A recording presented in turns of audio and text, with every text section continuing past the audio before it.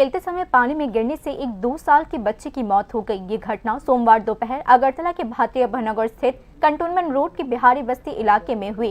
स्थानीय लोगों के अनुसार 2 छोटे बच्चे अपने घर के पास नदी के किनारे खेल रहे थे। कुछ ही देर बाद एक बच्ची, जिसकी पहचान साध्विका साव के रूप में किया गया है, नदी में गिर गई और पानी की तेज बहाव में बह गई। दूसरा बच्चा तुरंत घर भागा और अपने अभिभावकों को इसकी जानकारी दी। इसके तुरंत बाद ही एक तलाशी अभियान शुरू कर दिया गया। खबर मिलते ही पुलिस और टीएसआर के जवान घटनास्थल पर पहुंचे। कुछ ही देर बाद बच्चे की शव लगभग 200 मीटर दूर स्थित एक पुल के नीचे से बरामद कर लिया गया।